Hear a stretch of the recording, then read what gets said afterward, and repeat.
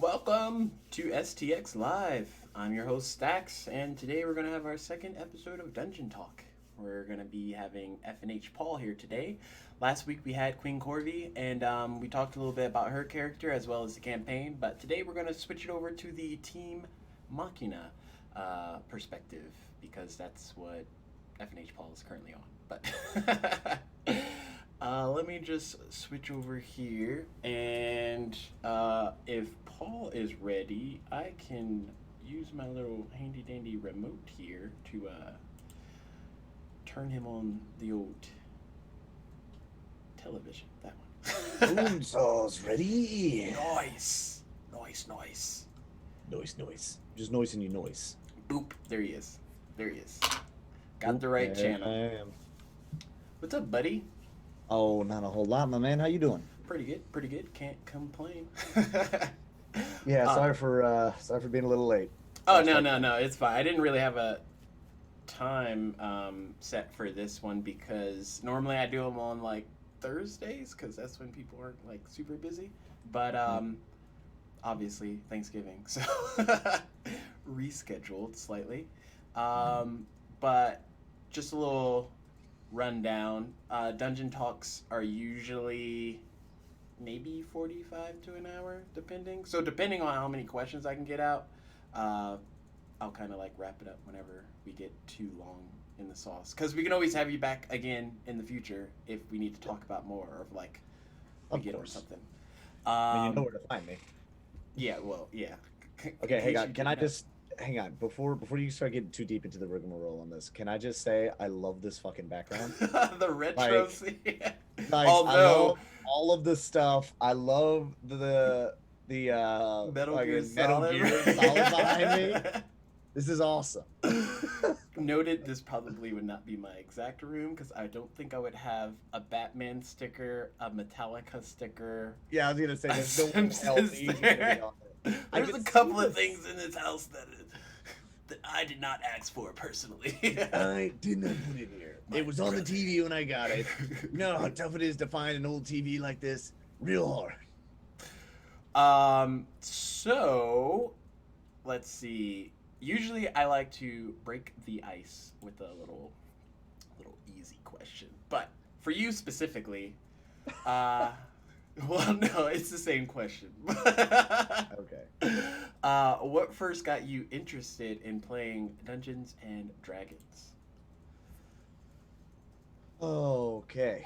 What first got me interested in Dungeons and Dragons? I guess I would say it was just kind of RPGs in general. Okay. So I had played a lot of like Elder Scrolls Oblivion. I had sunk far too many hours into that game, broke that game a few times over with I can just keep making that same item over and over again if I drop it in this one chest, like just game breaking stuff with that. And then hearing that there is a you can play that, but then it's all in your own head. You make it up on the fly. You get to you're not limited to the dialogue choices that are given to you. You can, if you wanted to, you can murder every NPC you come across. Like, or you could be the hero, be the villain, just be a guy. Hmm. Was just kind of a cool thing, and it was always one of those I heard about, kind of like kept at a distance because D&D's not cool. Like nerds being nerds can be around that. That's like in the past, I would say 5 to 10 years. That's kind of like been turned on its head a bit Yeah, that's because been before, destigmatized a big way. like if you were young and trying to play D&D, like yeah, definitely you're in the nerd, you're in the nerd crew. Like there's no rhyme or reason, like no way about it. Yep. You're a nerd. Like, but now freaking jocks are playing, freaking like uh older people are playing, like so many people are playing and I'm just Well, like that's the thing. You had at the time there was like a you had either like, oh, it's a game for kids, mm, or it's a bunch of sweaty neckbeards. Like yeah, those yeah, were yeah, your those options. are your two options and I don't think I have a sweaty neck beard, so As far as I'm aware, you don't. But I'm then again, I saying, haven't seen you in a while. ignore the man behind the curtain. Away the curtain. I realized there was a bit of a darkness to it, so like, all right, we'll play with it a bit. So there was another like caveat question I was gonna give on to. Are you drinking? It's like okay, it's early for me. It's not so much early for you. I was gonna say it's 7 o'clock at night. Don't judge me. I was gonna say it's not I like am it's noon. judging. It's not even noon. Know what I'm Okay, judging? it's a little That after. hoodie, because it's amazing. Oh, look at this! Look at this guy! Look at it. Freaking! This came in the other day, and I was like, "Oh yes, it's finally here." So it was here for a minute because I was about to yell at freaking what was it, Streamlabs, whoever does the Yeah. merch for it. I was like, "Where the fuck is my hoodie? I need my fucking hoodie." So then, um, I ordered something off of Amazon, and then I checked it, and it was like, oh, you have this thing on hold. Um, so I was like, okay. So I just went down to the post office, and they're like, yeah, you got like a month's worth of like packages just Oh, chilling God. here, and I was just like, really? Why didn't they just drop it off at my door? It's a freaking box.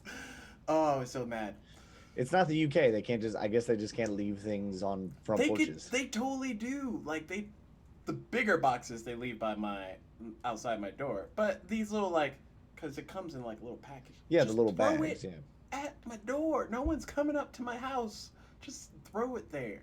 You don't know. You don't know. If they do, then I'll just order it again. But like, I was sitting on like I had the NTO hoodie. I had Yep. this awesome unicorn hat. I had so much stuff.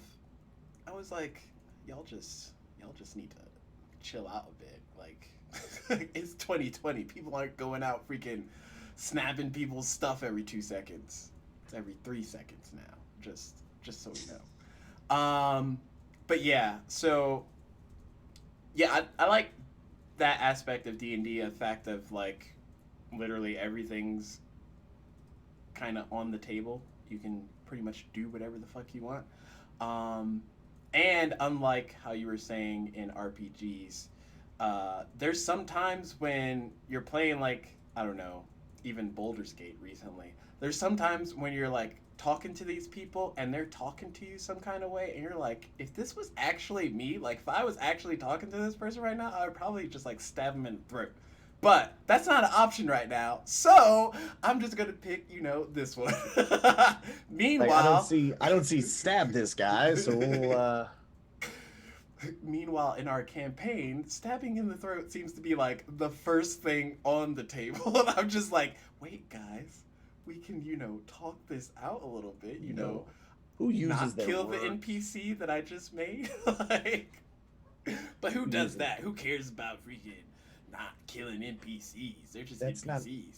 Yeah, I was gonna say they're NPCs. You can make a dozen more before I even blink. Yeah, but there's so many that I put so much effort and energy into, and y'all are just like, I don't fucking care. He talked to me weird. Stab him. All right. In my defense, you have a few different archetypes that you like to throw in your NPCs. One of them is into this sassy higher up. Sassy is not even sassy higher up all the time. Sometimes Well, it's a let me little rephrase dwarf this. child Naughty that you're ass. trying to Well, I'm not even swindle. talking about that. I'm talking right now, where it's like you just have like uppity person who thinks they're better than everyone. Yeah. And it's like, I kind of just want to stab you. Yeah. Okay. Well, you have to you have to take it with a grain of salt because there's people out there like that, and you can't always kill them because they might know shit.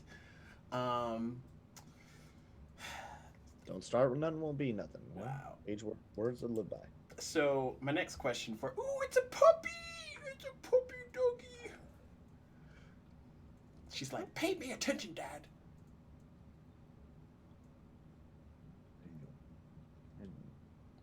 Who's a good girl? Little eye booger. Yep. She's like, no, Dad, I'm on TV. Come on. She's on the telly. She's on the boob tube. Wait, I gotta see if she's actually. She shows up. Yeah, okay. She just disappears. I have a green dog. Oh, thank you. Thank you. You have a good time now. So for the audience sake, tell us about some of the characters you've made in D&D. All right, well, starting off, my first ever character or the one that I ever actually made, was a half-orc barbarian, I know, very original, named Yaka, who was my first real ever character I ever really made. I made him kind of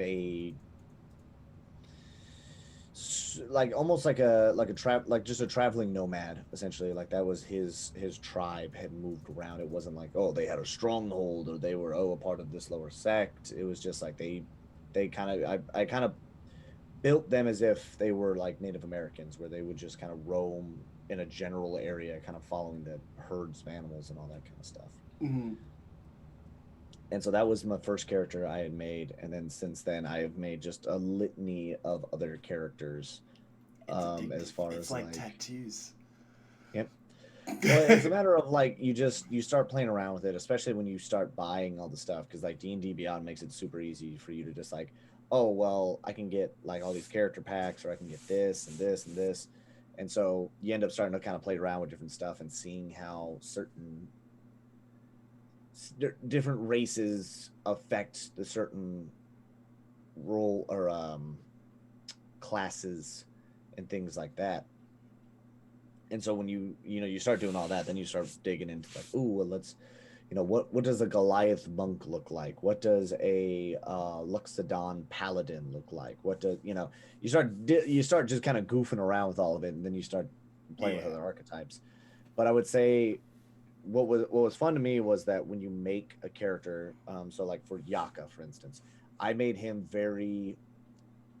half orc barbarian. So in my head, this is a big standoffish, like very rough around the edges, like angry looking SOB who will not hesitate to put an axe through somebody's head because he doesn't care. He's the rules of the city and all that kind of stuff is just not really something he cares about or cares enough to deal with. So he'll just be like, oh, okay.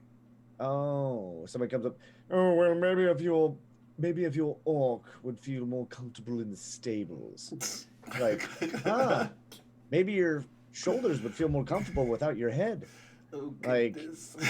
Like, Okay, like, we're done an awful lot of shit for someone within axe range.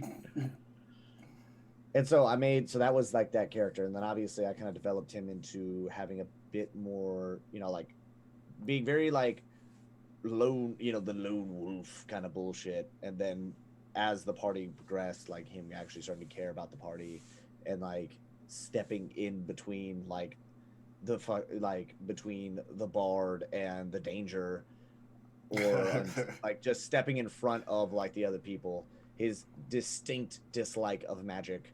Just because, oh my like, gosh, I thought it was like voodoo. I was like, oh goodness. Well, no, that's the thing, because it was like, because the way I played it, I was like, he would know of magic, he would know of druids, like they would have like a druid. I feel like would be the easiest, his touchstone of magic. But as soon as you start adding in like all of these like these gods that are living in these stones and like all this other like crazy shit that like just happen without like any rhyme or reason, it's like, what the fuck? And it's just like, it doesn't make any goddamn sense to him. So he's just like, I remember, yeah, because it was one of those things where there was a big stone statue of like this goddess thing that had just like thrown us out of this mine. And so I just went up to it. I had a pickaxe and I just full swing, full send, both hands, boom, hit the statue with it. And then you're like, cool, roll the Constitution save. Oh, and everybody within 5 feet of it, roll a Constitution save. I think I rolled a nat 20 and everybody else failed. So it was like, all right, so you get hit with this, like, you have this moment of like blinding white piercing light hit your eyes, almost like it was almost in the back of your head. And you guys immediately collapse to the ground, like with just like almost feeling like you got hit with a shockwave. Yaka, you feel the shockwave, but you are so enraged at that point that you just brush it off, and the pickaxe you have snaps. So I was just like full send, smash it. Everybody around me drops, and I'm just sitting there holding the handle of a pickaxe, just fucking magic. And I was about to hit it again, but I was like, no, and I just like chuck it, and then we just walk away. Oh, good times. That campaign, oh my gosh. There was a couple of times where just like stuff was happening, especially when the Blood Wolf King first showed up to that town, that mining town. And like he was looking for the person that y'all didn't know he was looking for that was also in the room that y'all were talking to. It was like the dynamic of events. I couldn't have played that any better if I tried it like a million years, because they're like, we don't know where she is. And they're like, oh, it's this chick. Well, that was the bad thing for that one. Now I will say this. I'm gonna touchstone on once again. Stacks, I love you. I'm gonna say that right now. I love you so much. You love doing the anime thing where you introduce the big Oh, bad, I'm sorry. and the big bad Did I just is do the natural thing that all these animes that okay, I'll let you finish your thing first. you introduce the big bad, Yeah. and the big bad is the most OP motherfucker ever. And now, guys, let me explain for everybody watching at home. In our first campaign, this was like a lot of us kind of first dip into the D&D, all that kind of stuff. We had a party of fucking rogues because we just did. So we had like 3 rogues in our party because why After I not? said that rogues are like not the class you want to be. That was the premise for the campaign, but yeah. Yeah, so we had like, well, that was the thing. We had like, I thought we were gonna have 1 or 2, but yeah, yeah, we had 2 rogues. I think we had 2. We had 3 cuz we We had had 3. Priors, Yep, yep. We Scritch, had and we priors, had script, yeah, um, Evas. yeah, Ela or Eva yeah. So like all 3 of them, like Blood Wolf King shows up, right? And so we immediately like they go into stealth mode. They do their rogue thing. They poof. They disappear. Right. If memory serves, Eve's character rolled like a 30. Like I shit you not. Like or may not have been a 30, but it was above a 20. Like it was in like that 20, like into like the 25 range, if not higher. And then the other 2 rolled an 18, and I think the other one rolled like they were ballpark like in the high teens, low 20s, like but between like 20 and 17 was like their rolls. And so he walks in, and then he is the Blood Wolf King walks in full plate mail. He has 2 guys with him, also full plate mail. We walk up, and they were like, "Oh, do you have?" And Blood Wolf King, in his very like uppity tone, was just, "Do you have any rogues here?"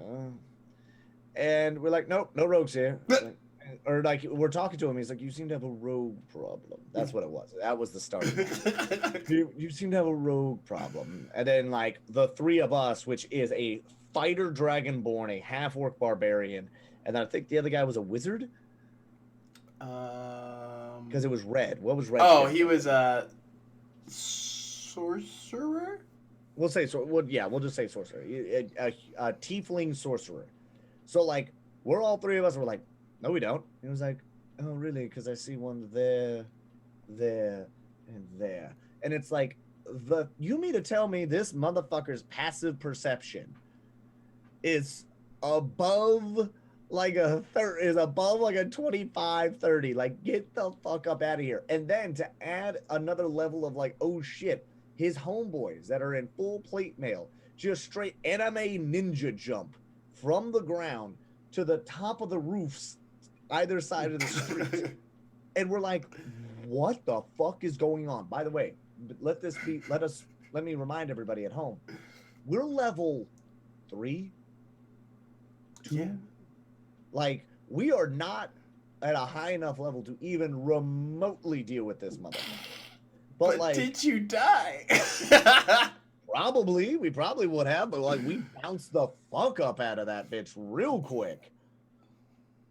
So we're just like, yeah, and we're gone. And so but it was just one of those things. You have a tendency to introduce the big bad in a way that makes them appear far too OP. And I understand that you want to build it that way so that way we don't attempt to like attack him. Well, yeah, because okay, however, if I play the other card, if I play like, oh, I'll just introduce this really strong character that blah blah blah, and he comes in there and he's talking like that, the first thing that y'all are going to try and do, because this is literally the same thing that y'all do all the time, is try and throw like an axe in his face or like freaking sword. Like, no. But see, I want to that's show that. when it that's when you can then show. Well, no, because then y'all are gonna have to re-roll characters because they're all gonna be dead. Like, okay, Same way if you attack a full adult dragon and it uses one of its attacks and it roasts you because like that's how much damage it does. If you do that, y'all will have to re-roll characters because like you're dragon food at that point. And I don't want to have to go through rolling a whole party's worth of free. I would rather just say this person is not someone you want to fuck with right now. You're not quite Well, there. I guess there's ways of doing it without literally it Okay, seems like so some anime ass intro. the way I justified the thing that you were talking about is whenever someone's stealth, his passive perception doubles, and then the jump action for the other two increases like their jump range by like a bunch. Plus, they're like under the dragon or in the freaking the Blood Wolf King training, so like they're used to hunting. You can throw as much you can try to I'm just gonna. you can try to like sprinkle as much plot nonsense as you want to in that one. I'm just saying. However, I know one thing. Y'all did not at any point say that we should stop and fight these guys. Y'all were like, let's get the fuck out of here. Which is well, what that I was the wanted y'all thing. to do. You said so you said his passive perception doubled whenever someone used stealth. Yeah. That doesn't make sense because how would he know if someone is stealthing? It's like before think of it like a Witcher sense. Witcher sense.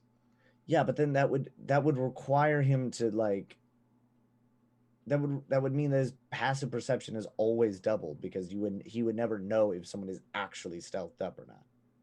No. Because how do you know? That's like how do you know something's invisible? Well, they're not. Okay, so to clarify, when you stealth up, you are not invisible. You are just really good at hiding. But that's the thing. Okay, but here's the thing, right? It's like that's like saying that like, oh, I know exactly whenever there's a cookie around. But if a cookie is in a cupboard and that you don't know to smell is really good, you could find that cookie. Motherfucker. Let's put it this way: a dog could find a cookie better than a human because a dog's senses are better than humans. So the dog, okay, Blood Wolf King senses better than humans. All right, that campaign is done, so I'm not even gonna bother trying to fight. We still have a one shot we have to do for that because y'all forgot about saving freaking Lady St. Cloud, and now y'all have to deal with like the repercussions of it. Dude, I ain't gonna lie. I thought she died. You were murdering people. You were murdering people off screen. Real hard. She did die. that's how the plot. That's like Mass Effect. You decided to go this way instead of this way, and you lost freaking Caden for the 15th time because you're a little bitch. But to not sidetrack us too much because I'm only on the second question. Okay, so out of you only talked about freaking Yaka. Like, well, no, because I've made a bunch of other characters. So I guess the other. Oh, well, I'm sorry. So yeah, like so I've made a handful of other characters. Yaka was just like the one that I put the most time into because that was the one for the campaign that I had the longest for. The other ones I had, which actually let me just pull up D&D Beyond real quick. I can just do this on the fly. The other characters that I've made for campaigns, not counting one shots that I've made, or not counting characters I made for like the villains, was like Oscar, which Oscar was a fallen Azamar, I believe. But I used like a sorcerer with wild magic because that one was just out of left field in every stretch of the term. But that one, it was like where I was for Yaka was Yaka's, and what's funny about that is like playing Yaka was very like, I don't care about your feelings. Or it's just shit like that, where it's just constant intimidation, right? Mm-hmm. Oscar, I did very much on the other side, where it was just like, what do you want? I do not have time to tell you all of the things. Oh, you have so many questions. I do not care. I am here for a reason, and I want that reason. I want the questions answered. Move quickly, faster. Thank you. It was just like doing like just a old, like almost like an old German scientist was the way I was like envisioning it. It was just like, come on, hurry, faster. I don't care. don't care. I don't care about your little problems. I'm here because I need something. Help me do my thing, and then I will leave.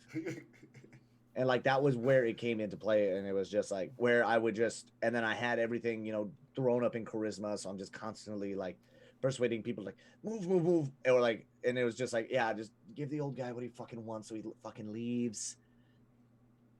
And then I made what annoyed me about that one is I made, because normally I never really dive into the magic abilities of people, so like I would normally like try to, I would throw like a bunch of different powers. So it's like, oh, I have fire and I have frost and I have lightning and I have this and I have that. I was like, well, let me like specialize him. So that way it's not like, oh, why is he's an avatar. He has all of the things. He can fire, he can ice, he can poison, he can do all this shit. I was like, let's just use lightning. Like that'll be his thing. Like he's like a scientist kind of thing. So he uses the lightning. He can also use that stuff to like actually like power some of his shit that he may need to do stuff, right? Mm-hmm. So that was in my head. I was like, that's why he uses lightning. And then of course, what do? We hit the high seas and we fight a goddamn it wasn't a Leviathan, was it? What was Kraken. it called? Kraken. We fought a Kraken. What's Kraken fucking he wasn't immune to it, but what was he resistant to? Fucking lightning. So I'm like, cool. 90% of my, so I'm just like, I chuck a couple chaotic orbs, and I think at that point then I realized like, oh, I can load up this cannon. All right, cool. That's gonna take 2 turns every fucking time. Load up cannon, boom, load up cannon, boom. And then we end up making it through that. But yeah, I think that one ended very poorly. Like a lot of people died Yeah. and a lot of necromancy. Oh Uh yeah. except for me. My guy made it out of there. I got off that boat and disappeared into the crowd real fucking quick. And I was like, and the scientist is gone. I have gotten my things. I am now gone. And then I just spent the rest of my day living as I was like, I just spent the rest of my time bouncing around from city to city, living in squalor because I don't need a lot of stuff. Mm-hmm. I'm just an old, dirty, creepy looking scientist. I actually like most of our one shots because it allowed us to do like level 10 characters kind of like off the cuff, and Yeah. then just see what kind of fucking shit we could make. What is the weirdest fucking character I can throw together? And then the last one, not counting Irotos for the current campaign, would be Oddball, who I made for another person's campaign. Which Oddball, the way I pitched him was I wanted to make essentially Iron Giant.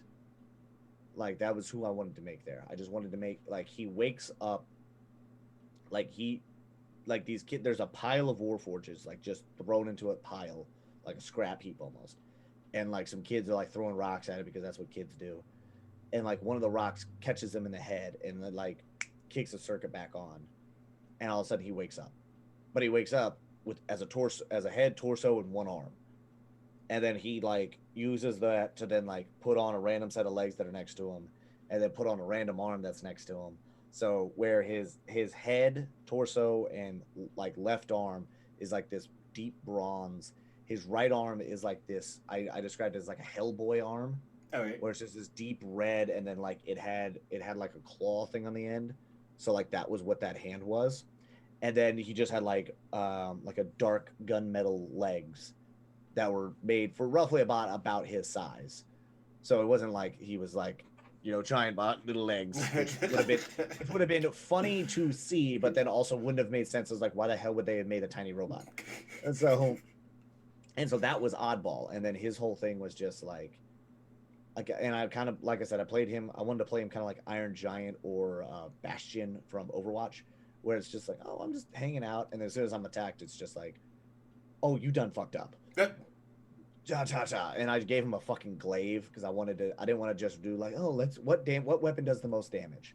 Oh, okay, cool. A battle axe gives me a 1d12, or the great sword gives me 2d6. No. Let's go with some. I kind of want something a little different, a little more, iconic, something that would be a little cooler. And so yeah, I gave him a glaive. I was like, fuck yeah, 10-foot reach, murder. And so that was the other character I made. And then the latest character I made, Irotos, otherwise known as Fang for our current campaign. I made him a rogue because I thought we had tanks. Allegedly, our tanks were We'll go ready. into that here in a sec, but yeah. Yeah, we had originally the party was pretty solid on everything. And so I was like, okay, well, I could either go with a monk or a rogue. And the rogue class, I feel like it is. Just look away from the lips, Mike's. Oh, it's slightly off sync. Oh shit! I don't even. Sorry, I don't know how to fix that. But it's like I made a rogue because I was like, oh, I'll do a rogue because then I can like I'd love to try out this like the sneak attack thing, just being more of a background character, which is what I wanted to be, and how quickly that has changed from what I wanted the character to be, which was just a background, like get the job done, get in, get out, get gone kind of thing, to what he is now. Because like that was the whole thing. I was like, I wanted either of those to just be this big, and I made him a lizard folk as well. So I was like, that would be kind of because in my head I was like, that's kind of cool because you have a natural because you're wearing light armor anyway, but then you have like a natural armor to it. The being resistant, being like because that would be like a really menacing looking guy. So Mhm. he's just like to where people don't necessarily want to remember seeing him. That was like kind of my whole thing of theirs. It's just like he kind of bobs and weaves, he comes and goes, and like nobody questions it because they're like, oh yeah, it's like oh yeah, was there a lizard guy? Mm.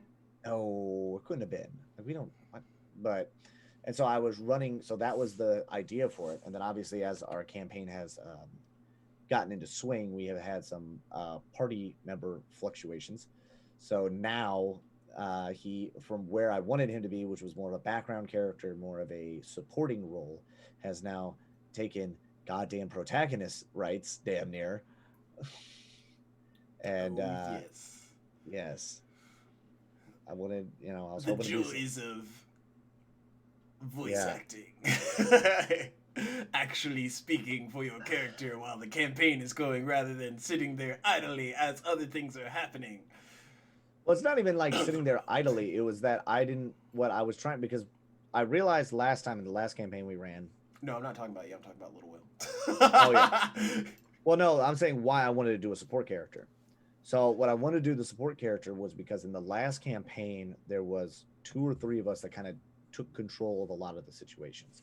Mostly because our character because of who we were as people, like as players and then as the characters. Like as players we were a little bit easy we were a bit better at the improv, we were a bit better at doing like reading the situation and like trying to adapt to it as quickly as possible without being like um guys, what do we want to do? It was just more decisive of like, all right, cool, we're going here. It's like, all right, cool, bad guys that way. We go fight bad guy now, Mm-hmm. for better or for worse. And so, whenever we were coming across, so whenever we were doing all this stuff, there was so much that we ended up just kind of being in charge of, while some of the other party members kind of sat in the back and they were very happy to just like yeah, don't worry about me. Like, if you need some assistance, I will steal something. I will like pick this lock. I will do whatever, but I just do not want to like don't make me improv. And so this time I was like, well, I want to let some other people try, try their hand at being the charismatic character, being that that character essentially. So I was like, all right, I'll be this rogue. I'll sit in the back. I will be the shadows. And then turns out no, I still have to carry some conversations even though my character is not conversation based. Otherwise I would have made a fucking warlock or something to like have be able to dump a bunch of charisma points into stuff. But it's it's interesting, but I think I more or less force some of the characters, not all of them. Some of them I mostly pick on Little Will, but I like force them to be put in a situation where their character has to like get out of some shit or like do some stuff. Um, and it doesn't always go out as planned, but it's good. It's good like a character development and like plot in those aspects because like you put this guy in this situation that if they were in this situation, it would just be like bad overall, and then you just see how quickly it just gets out of hand. But I do that to Little Will all the time. Like, Well, I mean, and then that's the thing. And then so one of the fun things about it is with about me playing Fang and the Rogue was that I'm not oddball. I'm not Yaka. I am not a tank. I am not Oscar. I am not some man who controls the elements, like who bends the elements of nature to his will. I'm just a guy who's good at sneaking around and good with a bow and like a rapier. So whenever we get into stuff, I have to remember that my character is not necessarily that tank character that I'm used to playing. I am not some like, yeah, let's go. You want to go toe to toe with me? Like that's not Fang. mm, Fang is not that guy. And so whenever we're getting into altercation or getting into situations, I'm finding myself having to remember that to be like, well, thank you. I'm not really here for that. I'm mostly here to just find out a little bit of information. If you would be so kind. And then like sliding some coin across the table versus you're gonna tell me what I want or I'll start ripping this place apart. Like I'm not Fang is not the character. Fang, where my last couple characters have been more blunt instruments, Fang needs to be and is a bit more of it's a scalpel versus a hammer. mm, Like he's not trying to make a big scene. He doesn't really want people to. He goes, and that's why he goes by a moniker. He doesn't really go by Iratos. Like only a few. Like there's a handful of characters that know him as Iratos, and those are people who are traveling with him, and like those people who are like the king and people who are like in the know in like the king's court. Otherwise, he goes by Fang. He goes by the moniker. Now, is that because if he goes away, that they could then have somebody else step in as Fang? Absolutely, it could be like it's a code name kind of deal. Is that did he have Fang? Just did he create Fang, or did he step into the role of Fang? We don't know, but it is one of those things that like that's why he goes by that. Is so that way he can kind of keep a bit of distance between himself and whoever he may or may not be harming, but then also it is a matter of he doesn't want people to necessarily know exactly who it is because otherwise it's like, oh, the Fang was here. It's like that fucking Fang again. mm, Who the fuck is Fang? Fang doesn't help me. mm. I was like, I can't go around saying, yeah, we need to arrest Fang. Who the fuck is Fang? That's gonna be the new quote. Who the fuck is fair? um. So, out of those listed, who's your favorite, or do you not have a favorite?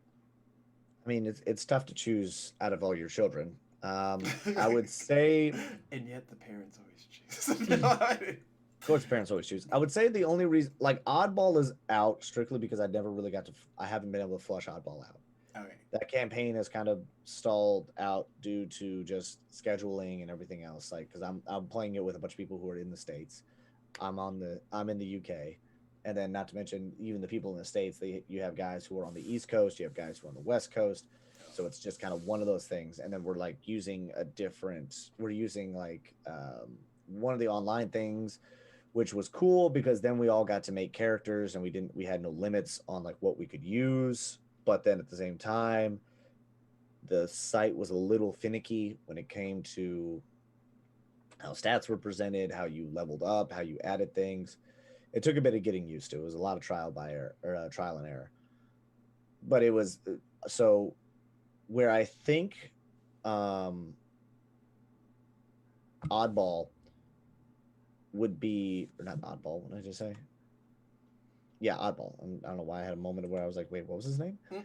Where oddball I think has a possibility to be a cool character and to possibly I might use him in another campaign just because you never know when you're gonna need a fighter. Mm-hmm. Can't go wrong with a fighter with a glaive. You also then have like he's not very fleshed out. He's very one dimensional. Hey, tank character who a passive tank character. That's him. That's oddball. Period. Dot. Nice. Um, And then out of the remaining three, Oscar was fun, but I don't know how much I could really do with Oscar because Oscar I made to be one dimensional. He was not meant for character growth. He was not meant. I didn't really flush out his backstory. I just made it to where he well, I made, I did the tragic backstory, which then led him to where he is. So like he has devoted his life to understanding the unknown and trying to conquer death because he got his family killed. He was working in his lab, something happened, he ended up killing his family, and so now he just that's why he keeps in like these little squalors, and why he just is like a rambling madman is because he's constantly trying to figure out how to bring them back without like trying to bring them back properly, Mhm. not just bring back a body, but like bring back a soul, and like bring them back properly. And so that was like his kind of whole shtick. Now, of course, you could run with that. You could do. There's a lot of things you could do. We could obviously you could drop him down in level, but then I wouldn't want to make him as old as I did because you mean to tell me you're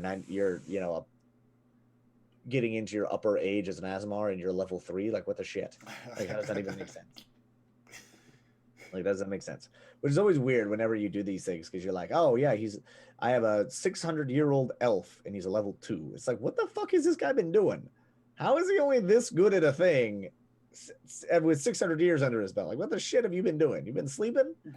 But anyway, and so like Oscar's out, so then it does come down to Yaka and Fang, and like Yaka is obviously the character I've had the most time with. I have written for like literally I have written books or like short stories with him in it, Mhm. outside of the campaign, even including your character, fucking your bard, Oh, my lovely bard. because for some reason we put those two jabronis together. Something Cause about that. like I think when we first went to that mining or town, and the Blood Wolf King showed up, like Yaka grabbed Advin and I forget who else. I think he grabbed one of the girl. I don't know, but he was like, "We're getting out of here." Like he didn't even check in with the Dragonborn because they can handle themselves. But like, That was let me 100% get what it this was. drunk bard. Yeah, because we had like frail half elf bard, and then I think we had like some other character, and I just was like, yoink, let's go. Like we're on the way. We're out of here. We're not doing this. I Like was like, should we I be got to having him go. roll a strength check for all of his athletics, maybe? Yeah, I think that was the thing. I think I actually had, I want to say I picked up because I grabbed you and started pulling you, and I think I scooped up the other person. It was just like Oh, hauling no. ass. And yeah, I think you wanted to, but you were like, no, because Advin's like maybe a buck 50, and then like Yaka's like almost like is like 250 half orc. So yeah, he could probably lift this part guy up no problem, or drag him behind him no problem. And this girl's like maybe a buck 30 with her gear. We'll say a buck 50. Yeah, you grab him and you immediately like whoop, whoop, let's go, like two screaming children at a Walmart. Like, all right, we gotta go. And I'm guessing is like Fang still too early in the campaign to kind of like judge where he stands as far as like ranking goes. I'm enjoying playing Fang, and I'm enjoying kind of figuring out what I want to do with him, Mhm. because that is kind of the fun thing about it is like figuring out what does your character do, what would he do, how would he react, and so like building that out, and then obviously like taking him from the character that I originally designed, which was a very much a almost almost kind of like a James Bond, a very like I care about me kind of character. Like I don't care about you. I don't care about you. I work for the king. I have a cushy government job. I go in. I do whatever I want to do as long as the mission gets done, and I go about my day. And when I come home, I live in a very lavish place, some place that is so much above the squalor that I had previously, and I don't have to worry about stuff because I'm good at what I do, and it's like, what I do, I'm the best at it. Mm-hmm. So that was He's so that's Wolverine essentially. essentially that's kind of what it is. Like that I forget his exact line with that, but yeah, that's the thing. It's like Yeah, it's about killing. It's like I'm the best at what I do, like I'm the best at it or whatever it is. But yeah, that's essentially Yak, or that's essentially what Fang is. And so as we're kind of developing him, and as we're doing the campaign, and as my character, I'm realizing I am changing him very subtly Mm-hmm. because of he has a charge. So like now he's had a charge before. He has had jobs where he has needed to get people out of a city or get people to a thing. This is nothing new, but he has typically kept them at a very distant arm's reach because he's like, I don't care. Like I'm doing everything in my power to keep you alive. Yeah. But don't talk to me about your problems. Don't talk to me about why you need to get removed. Like I'm getting you from A to B. That's it. I am essentially a courier service. Like that's it. But now that we are in the situation where we have, we're talking about the campaign, obviously, right? Yeah. Yeah. So like where we have the princess, and where I have now made sure like that has been every driving factor, every choice that my character has gone through, and every choice I have made has been due to the princess, because I was told by the king to make sure that she gets to a safe house or gets to a location safely. So everybody who I have had in the party, I care about to an extent. I care about them in the same way that you would care about your sword, your dagger, your armor, I mean, all of your stuff. You want them to work and you want them to be functional. But at the same time, if you can replace it for something better, you're not necessarily going to be like, oh, well, I really like my leather armor. Like, no, no, no, give me that fucking one off the shelf. Mm-hmm. Or like, oh, I really like this dagger, but that dagger, I can stab someone and they catch on fire. Like, yeah, I'm going to take that dagger. Here you go. Like, let me swap that out real quick. But as far as the princess is concerned, like he has a job.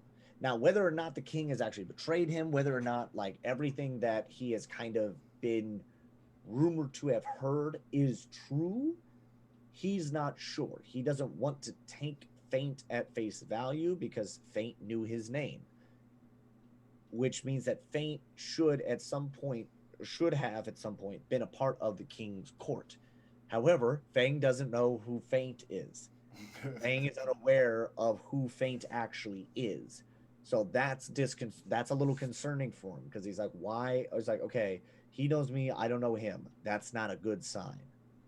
Because Iratos has been in the king's, has been the king's like go-to rogue, or the guy who the king contacts whenever something needs done under the table for years. So the fact that he doesn't know who's in the court, or somebody who was in the court who he doesn't know, is a bit nerve-wracking for him. Mm-hmm. And so that's why he's not really taking things at face value right now. So that's why it's like, all right, well, until I know otherwise, I'm gonna keep the princess as safe as I can. She may not necessarily always agree with how I handle things or like the way that things are done, but everything is done for that end goal, which is keeping her safe and keeping me alive. Yeah. So like even if it's like we have the thing with Pixel. As far as Fang knows, like Fang was unaware, like you can't cure that. The way the dragon was talking, the dragon had no reason to lie to them and say like, oh well, you can get it removed. He was like, no, that's your thing's gonna turn into a mind flayer. Like you need to get like I need to kill that thing. And so it was a choice of Pixel, this kid who we picked up, who was infected with a thing that would morph him into a monster that would actually that could possibly kill us. Trying to save him, putting the princess in danger from a dragon attack, or sacrifice Pixel to save the princess.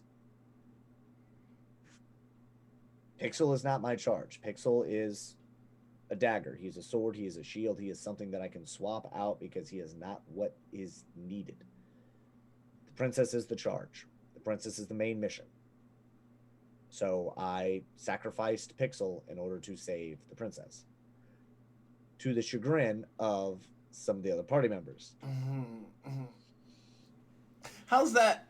How's that going? By the way, as far as Fang's perspective on things, where he knows that certain specific party members did not agree with how that was done at all. I feel like I delivered that line very well when I did it because I went full acting on that one. Oh yeah, Like I went that was a full acting good on like. Ooh. because it was like because you had so Hart's character, Hart, aka Stax's character, one of Stax's 17 characters. Yeah, gotta keep him fresh. Gotta keep him going. Gotta keep fresh. Gotta keep his. But yeah, so Hart, who is our Dragonborn paladin, was not obviously was not okay with what happened. He came at me with it very much like that wasn't the plan. You should have talked about this. Da da da da da. And then Fang, who is normally calm, cool, collected, will because that's his thing. He knows like he tries to keep emotions out of it as much as he can. He's just like he does the painted on smile. He's like, look, we can talk about this another time. Look, I did what I needed to do, but like Hart coming at him and being like, you had no right, you had no business, you like da da da, like just essentially being like, you're a piece of trash. Like, how fucking dare you? Like like we could have done so many other things, and then Fang just being like, no, like Fang is like as Fang, I blew up. I flipped a switch. Like, you don't get to tell me what like what I wish I could actually go back and clip it. I really should because I feel like that was actually some solid on my part. But it was like you don't. It was essentially what it boiled down to is like you don't get to tell me what was right and proper. You forget your fucking place. We are not here to save fucking Pixel, who was infected with something that we don't know how to cure. We are here to save her. So if you have a fucking problem with it, sort it out with your God or whatever. But if you expect me to feel bad for doing my fucking job, I don't care. Which I said it a lot. I feel like a lot more eloquently and a lot more emotionally, but it was very much that of like, yeah, big oof. But it was like one of those things where I was like, you serve the king, you serve the princess. Your job is not to protect some halfling who is infected with some shit. Your job was to save her. And you wanted to sit and have a fucking conversation or try to pull a fast one on a goddamn dragon who could have wiped us out in a moment. So no, I won't feel bad. No, I don't. I'm not going. That's not going to keep me up at night. Totally fucking will. But I'm doing what I need to do to make sure the job that I was given is done. And unfortunately, that means people have to die. And unfortunately for Pixel, it was his time. And so like that's why and then after that it was very much like Heart shut the fuck down after that, mostly because I don't think you were ready for me to go that hard. No, because I didn't want to like keep escalating it, because it I was would gonna just say become one of our noted hash out battles of just like yelling, which I know we could go off tangent on those for like a minute. So I was like, I'll just wrap it up here. I was gonna say We'll come back to this sauce later. Let it brew. like, we're gonna let that simmer. We're just gonna let that simmer right there. But it's like, oh, we're boiling over. Those are the things like as DM. Those are the type of like interactions that I love seeing the characters have to go through, because it's not just like, oh, we're going up against a battle of like these people that we're not going to see again because we're going to kill them and we're going to loot them and we're going to move on about our business. But this is like people that you're working with like day to day that you're going to have to see all the time, that's going to remember like all the past things that you've been doing, and then it's just going to like further either make the dynamic or like cause like rifts between them, or like if you're in a fight and Hart has the chance to save you, but then he's like, maybe not. So it's just like well, so that's many things. and then so that's the thing is like from my character's perspective, like obviously the pecking order right now is saving my life, saving the princess's life, everybody else. So like in an instance where I could very easily see circumstances being put in place that would put Fang at a disadvantage or put Fang in a moment of like, ah, fuck, and having to rely on Heart. The problem is right now is that Heart is having what I believe. Now, obviously, I'm not the character, I can't say it, but based on what Fang is saying is that Heart is having a crisis of faith, where he is having issue. I don't know whether he's having issues with his god or what is happening, but he is having a crisis of faith right now, which is why Fang is not relying on him near as much as he was at the beginning of the campaign, where it was like, "Hey, Hart, come over here. Hey, Hart, do this." Now he's like, "Never mind, I ain't talking to that motherfucker." That motherfucker, like, I am doing the least amount I can with this guy to like. It's very much like whenever you and a buddy, or like you and somebody you work with, like start getting at each other's throats. It's like you have the minimum amount of contact with each other as you can to kind of let that whole situation kind of either calm down, blow over, or just to like never escalate past a point of like some going to blows. Which is kind of where we're at right now with it. Is like I'm not necessarily avoiding him so much as I am just simply not relying on him. I'm not tasking him with shit. And so that might cause a problem later on. But as of right now, especially with where the hell we ended, it's going to be a bad time. Yes. Like we're in a real bad spot where we ended up, especially with how we ended with you talked about. We were live whenever you talked about like the circumstances of where we're at and like the shit show that we're in, right? I don't think I went too heavy in the sauce. Well, just about like the healing and stuff. Oh yeah, I said that where y'all are at, like y'all aren't healing even if you rest, all that kind of stuff. So like y'all just got out of a fight, and then you're in this place where you can't heal up. So going into this in your next episode, like it's gonna be rough. Yep. That's the only way I can put it. It's gonna be rough. And then so we have that instance, and then on top of that, where we left, we thought we were fighting zombies and the undead, but it turns out we were just fighting people. So we had essentially slaughtered a part of the town, which I do have a slight issue with, which I would love to dissect with you a bit. Because how that fight played out, technically speaking, should not have been able to play out that way, unless I'm misunderstanding what happened. What part? So, how I believe it happened was that everybody else was just normal fucking people, but we envisioned them as monsters and we attacked them, and which is why they all got murdered. And like why they might have been running at us trying to kill us because they were like, oh, stop these people, they're attacking. So like, and then we murdered them.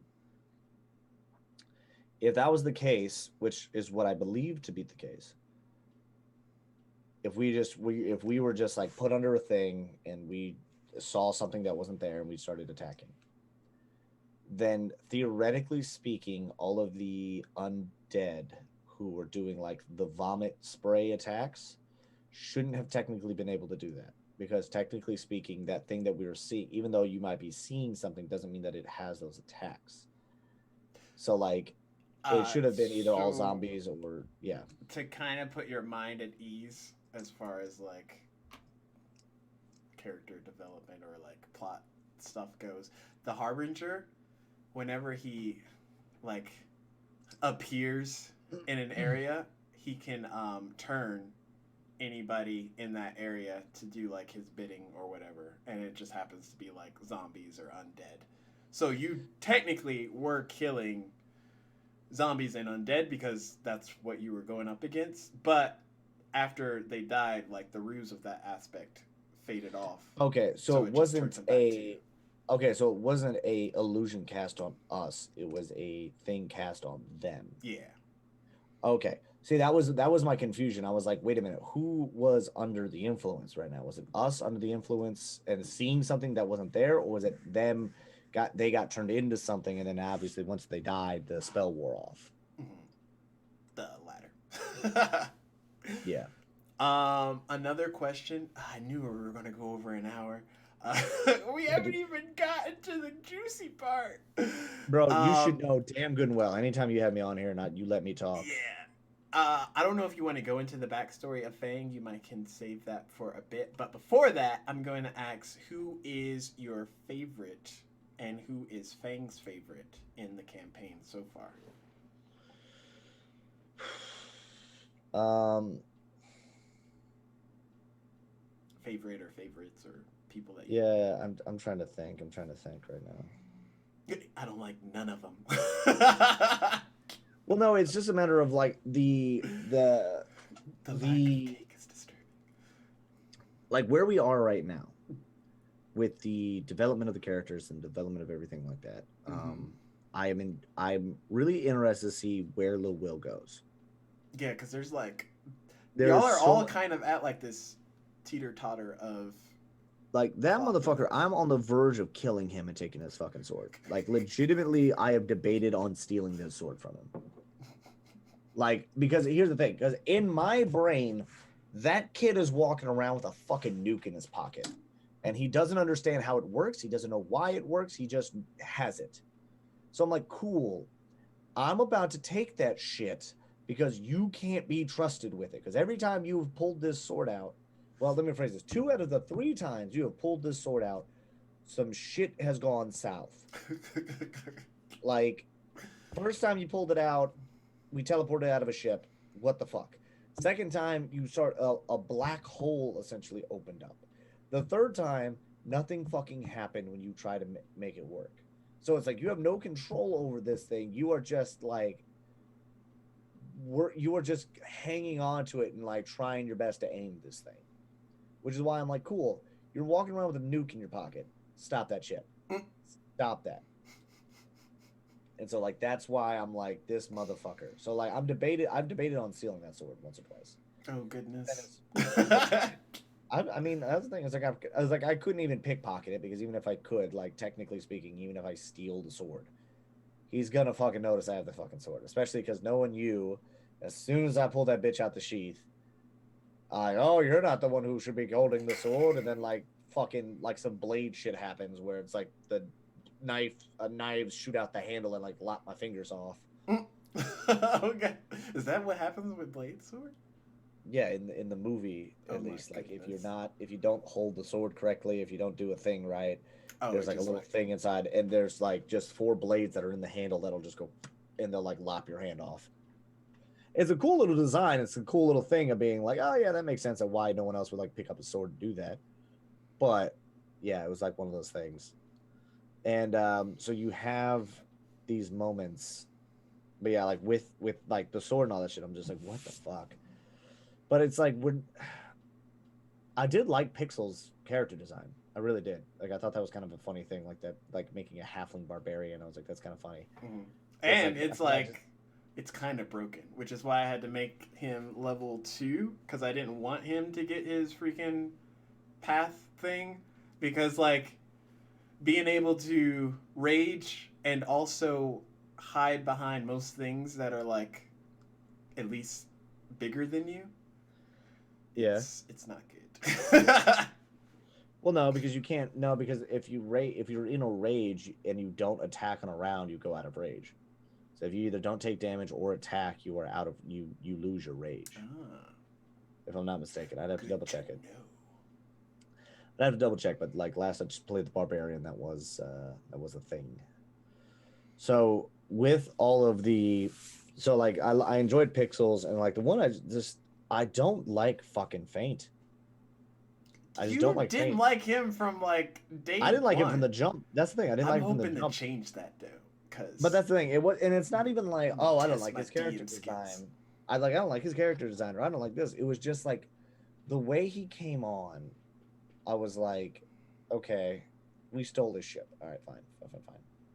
I can live with that. I can live with that explanation of like, yeah, you took my ship. You act like I can't like find it again. Like we don't have ways to like scry on a ship. Like I can't just locate object and find my goddamn boat again. Like, bruh. And that would have been like, all right, cool. But then it's like, come along, Irtos. And I'm like, oh, fuck you. Fuck, I don't like you now. You know too much. You know too much. You know too much for no goddamn reason that I'm aware of right now. So therefore, I'm going to like just keep you at a very I'm going to keep you at a very, very much of a distance, possibly to stab you later. So, but yeah, that I'd say like Fane's just like the only character I don't like right now. Because I mean, Hart I enjoy, or Hart has a cool character design. I liked his like whole kind of like ridiculous, like happy-go-lucky aesthetic, even though I completely ruined his happy-go-lucky aesthetic. Yeah, you've ruined my unicorn pally. What have you done? I mean, he's just gonna be like, he's going edgelord with it now. Okay. But then I would say that I really am liking the princess's which I'm blanking on what her actual name is right now. Hope or Dagger? Which one? Hope. Yeah, Hope. Well, because we went with Dagger because obviously she was disguised as a hobgoblin, which I thought off the top of my head I thought was a pretty solid choice. I was like, all right, I need something that's not going to arouse suspicion, that would totally like Fang would like, something that nobody would really want to talk to, that somebody could very easily be like, oh, obviously Fang works with hobgoblins. Like somebody Fang obviously works with. Boom, hobgoblin. Because I was like, we're in a very like pristine uppity area. Hobgoblins are not typically people that you would normally associate with that kind of thing. So I was like, boom, think of a hobgoblin male. Bam, there we go. And so with that, so with, you know, her being Dagger for a little bit, but now she's back to being Hope, with a bit of makeup on her face now, from the disguise kit, just so that way she didn't look like herself, but she obviously still looked like an elf. It is one of those things where I'm very interested to see where that goes. I'm seeing, how did you build her? Because I know she had the hobgoblin image, which did you give her hobgoblin stats? I can't remember if I didn't. I would have to check. I would have to look and see the character because I think I switched her back. But yeah, I would have to check. Yeah, because I thought you gave her, because I thought you just put like a hobgoblin. I think I overrided it. Like I looked at whatever her elf stats were, and then just went in and just like, this is her stats. Okay, because I wasn't sure if you were giving her like the hobgoblin, like racial traits and shit like that, or if it was just like, no, she is an elf for all standings. She just like for the D&D Beyond thing, I just made her image a hobgoblin for everybody to understand that she is Dagger. Like, I mean, that probably would have been easier. That would have been, yeah. How dare I, how dare that make sense? Stacks taking the road of most resistance. How dare he? Never. I have to figure out how to make this hobgoblin an elf. Challenge accepted. You just make an elf and then you just change the too simple. It can't work. Oh gosh. So it's Pixel and Hope are your, which one's which? Yeah, I would say Pixel. I would say as of right now, I'd say it's still Hope. I kind of like where I really want to see where she's gonna go with it. What about for Fang? For Fang, I'd make Fang the same way. Fang is Hope. Oh, well, let me rephrase that then. As a player, I like Pixel's idea. I like the idea of Pixel. As a character, like Fang is more attached to Hope. All right. Now, is that because of she's his charge? Is that because she? I don't know. I'm not entirely sure how that's going to work out. Let's see. How are you enjoying the campaign so far with all its ups and downs and like, oh, how are you shenanigans? DM Stacks' DM freaking OP shit. Just, oh, he knows my name, huh? But I don't know what the fuck he is. Oh. I deserve that. We've had many discussions in the past about especially after campaigns or after sessions, and me just calling him being like, dude, what the fuck. However, we I am enjoying the campaign. I'm enjoying playing. It is a slightly fucking annoying without having the other players there. Yeah. Just because then it is a two-man show and it is very difficult because as much as I like Lil Will does not have the improv. He does not have the thinking off the cuff, like the off the cuff ability to kind of carry some situations. Yeah. And then he doesn't. I feel like he didn't plan his character out fully. He just kind of went with like, oh, that's cool, to the Yeah, point where I feel he like has from all what fucking combat spells. Like he made a one shot character. That's what I feel like he did. I feel like he made a one shot character. Like, and it was just one of those things where I can't. I have a very difficult time with his character strictly on the fact that it is a he has all combat spells. He has nothing that's like a utility wise. So like anything like detect magic, anything like any sort of like random cantrips, like anything that would be used to just aid us in like the general like role playing aspect of it. Mhm. He doesn't really have much. But when it comes to combat, I guess he has like, oh, he's got armor, he's got shield, he's got magic missile, he's got this, he's got that, he's got all of the things. And I'm like, that's great, but I don't need that right now. I don't care about if you have magic missile. I don't care if you have, six like attacking cantrips. I need like, hey, can you like do anything with this? Can you do any like can you scry? Can you send a message? Can you do this? Can you do that? Nope, nope, nope, nope, nope. But of course he's a wizard, so he can't even change his spells out. Like a cleric has the ability to prepare spells for the day. So technically speaking, at the end of any long rest or short rest, they can prep new spells to use. So even if they started off episode one as like combat fucking cleric, they can then tweak it on the fly to be like, okay, well, I'm gonna have detect magic. Now I'm gonna have this. Now I'm gonna have that. Mhm. But it's just like, yeah, it feels. I'm hoping that whenever we get some of the players back, we will balance out the team a bit more.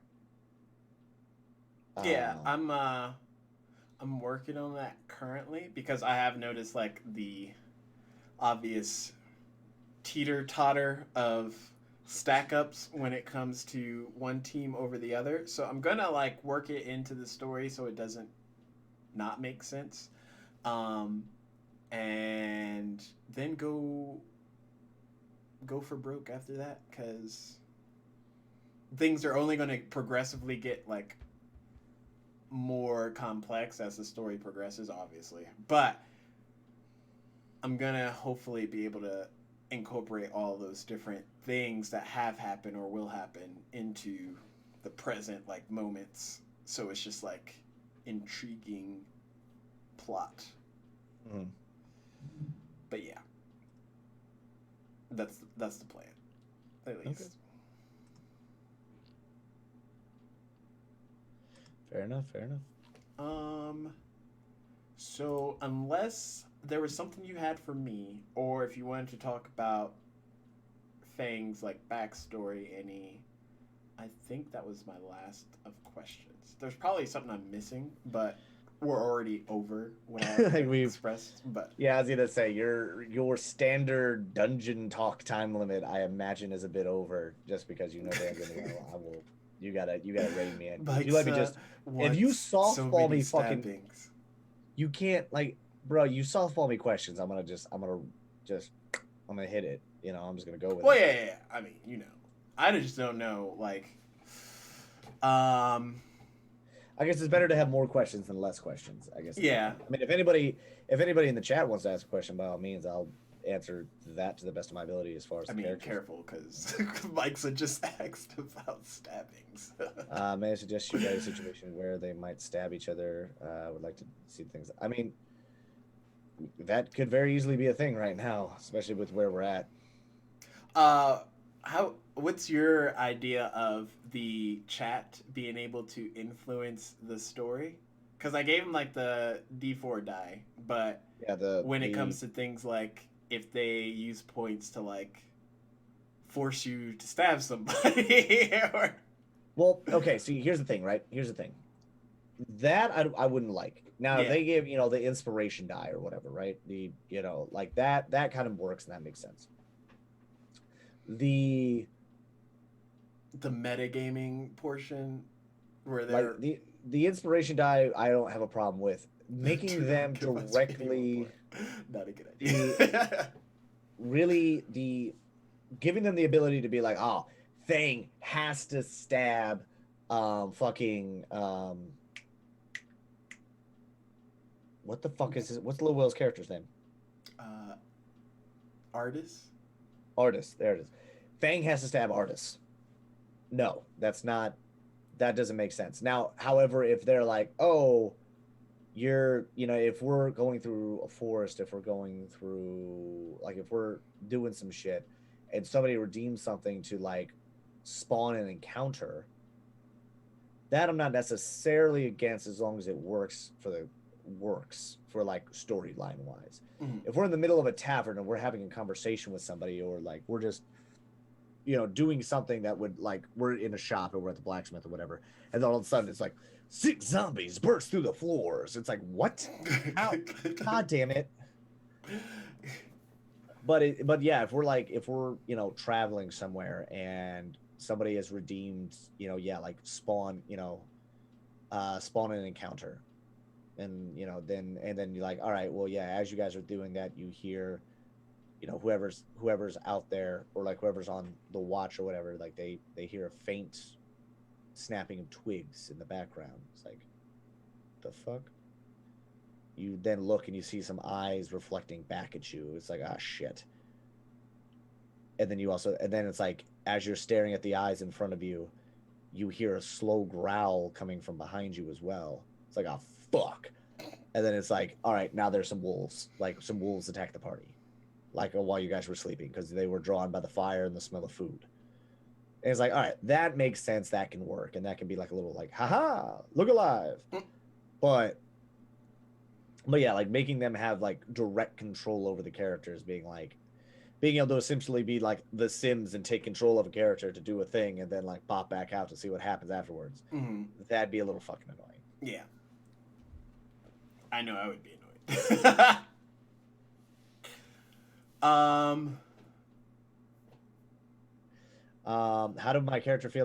How does Fang feel about kneecaps? He feels they are a necessity for those who deserve them. He doesn't normally break the kneecaps, he more stabs. Yeah. He's more of a piercing weapon type person, less of a bludgeoning. The word I wanted. Although he's not against a good choking. Oh goodness, poor Artist. I'll let you take that where you want to. Oh goodness. OnlyFans Fang page. Hey, look, hey, I knew somebody was gonna take it there. Somebody's gonna take it there, so I took it there first. What is it? Rule 34.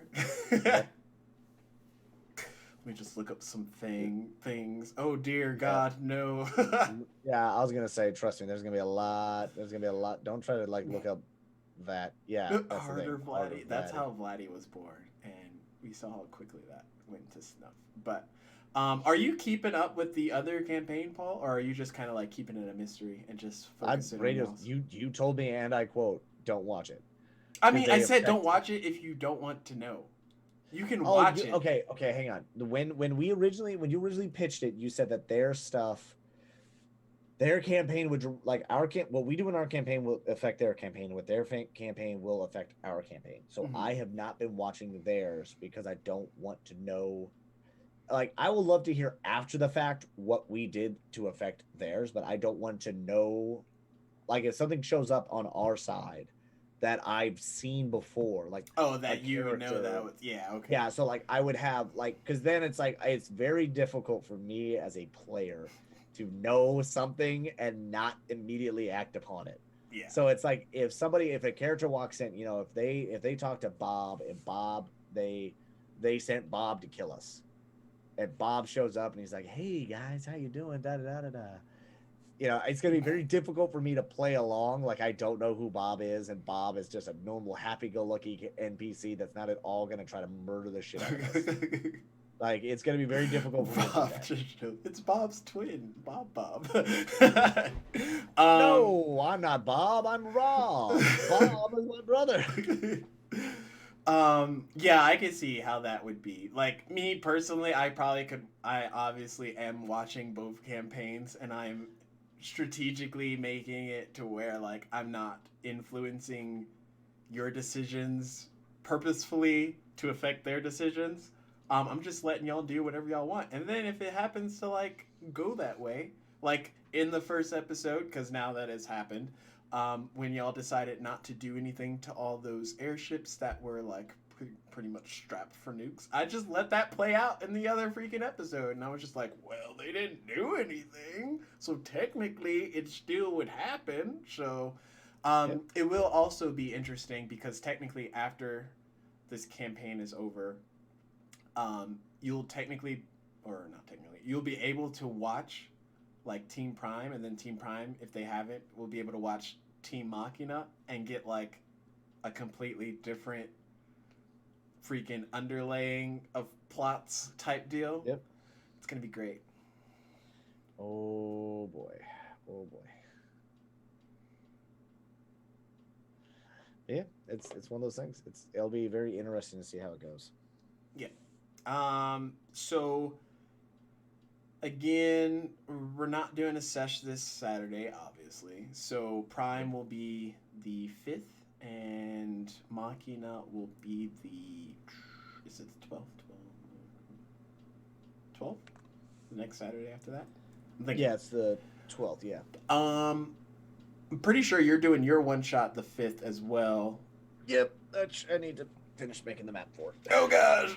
And then which we need to talk about that Roll20 thing, because are we move? Because you said we're moving to Roll20, or we're not moving to Roll20? We're probably gonna move to Roll20 only because it was a lot fluider as far as like being able to progress the story, because I wasn't having to draw everything every 2 seconds. I was just like boop boop boop boop. boop. Yeah, it was, and then not to mention it was nice that we were able to move ourselves around, and we were able to like I'm able to look around the map a little bit. Now, obviously, we stay in stay in your lane, but it was one of those things where it was kind of nice to be able to just like move around the map, move our characters where we want to. We don't have to like necessarily tell you, hey, move me here, move me there, kind of thing. Yeah. Also, I've been playing around with it more, so I know how to get the grid sizing to match. I know how to make the player avatars their correct sizing, so when they come out, they're just either like huge or like medium or regular, whatever. And then there's a way to do like the square sizing for like your character or whatever. So basically, you can start now from here on. You'll be able to see how many squares, because that was the one thing that I wanted to figure out. How many squares everything is off from you, so you can do the distance. And then I can teach y'all how to do like the arrow ruler pointy thing, so you can actually see how far something is. But yeah, it's a lot more options available with this. And I think I did Little Will's character, but I can show y'all how to do your character sheets like super fast, and it'll show like your stats and your HP and all. Now with that is Roll20. Does that do they get all of the things, or is it one of those like how does the So I think it comes with like the Dungeon Master Guide and the player handbook. So your basic stuff. Yeah. And then anything outside of that, I think it does the same thing as D&D Beyond, where you would have to purchase that thing first. But I'm not so much worried about that, because all of those could just be like fluffed. It's all fluffed numbers, and I could just literally write it in. But yeah, it's easier. Cool. I'm that does it for me. Sweet. Or at least if you guys are done with me, then by all means, I'll You turn the TV off, and I'll. I'll turn the TV off, just like boop. uh, oh gosh, the chat's going on about something completely random. Thanks everybody for stopping by for the second episode of Dungeon Talk. I will hopefully have this one after the 5th when we have our next session. So look forward to that. Is that next Saturday? Is the 5th the next Saturday? The 5th is this coming Saturday, yeah. Okay, sweet. So there won't be a Dungeon Talk this week, but there will be a session to look forward to. So that's going to be fun. But yeah, we are going to do a little raid because we got a lot of hot people in the chat right now, and we like to visit other hot people at their chats. Who you thinking about? I don't even know who's on. We got Robo on. We have Purger on. Ooh, Robo is playing the Gardens Between. I think he was playing Yeah, it the other day. It's small games. Small game, big feels. Small game is what he put there. Okay. We could raid Robo. Old Robonauts. Change his 7 to a 14. Is that how? And if numbers you have Tier his 1. emotes, throw those Starboys up in the chat. Is that what you call him, Starboy? Starboy, sure. He's starbound, but that emote's a Starboy. You know what I'm saying? Yeah. It's like a Yeah. it's like Okay, a it is royal. Starboy. I was wondering where that. Yeah. Throw those Starboys up in his chat. Let him know that Stacks sent you. Yes. Here we go, boys and girls. Thanks again. Stacks out.